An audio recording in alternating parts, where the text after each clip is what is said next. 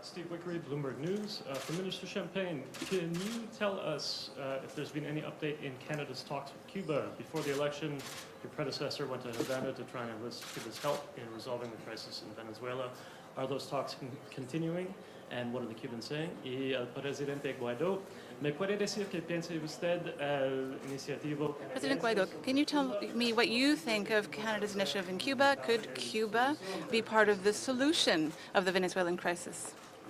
Do you want to go first, Mr. President? I can go as you. Oh, that's good.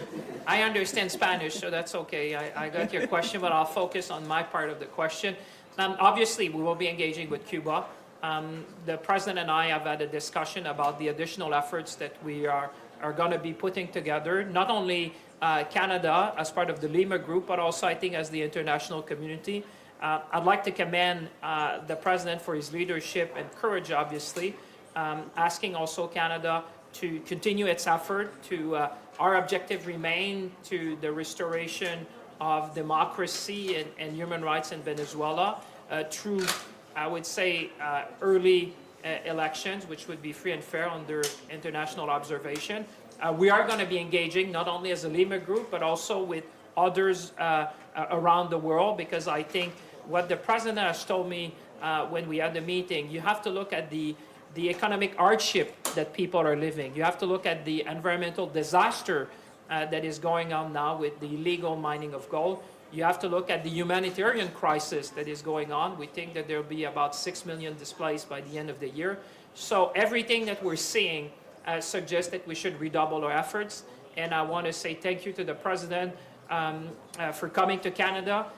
We have a number of meetings scheduled today, and I think that we will certainly work together.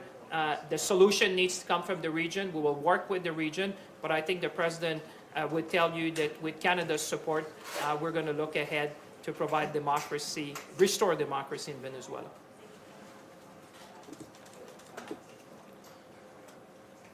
Sí, bueno, no es un secreto que Cuba ha sido parte del Yes, soporte. it's no secret that Cuba has supported Venezuela ideologically and in terms of intelligence.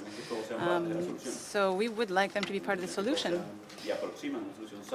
and that it be a healthy solution so that Venezuelans themselves can decide the future of Venezuela without any kind of interference from anyone.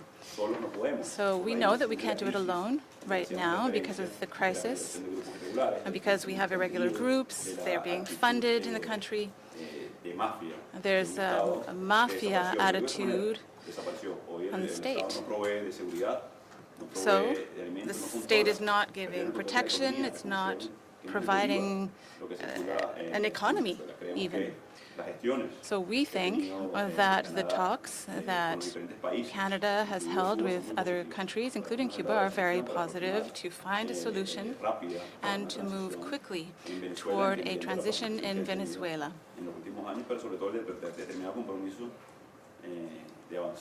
In order to progress. We are thankful for that, and we thank the Lima Group, the International Contact Group as well, and we think that that help will be fundamental. Because this crisis is not just a Venezuelan crisis, because we have the refugee crisis in the region as well.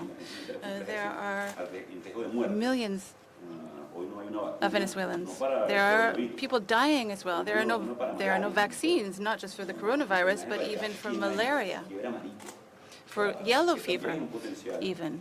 So there's a potential crisis there on the border with Brazil and on the border with Colombia. And with regard to Cuba, yes, we would like Cuba to be part of the solution. But right now, what they are doing is they are supporting the Maduro regime somewhat. But with the right support, they could be part of the solution.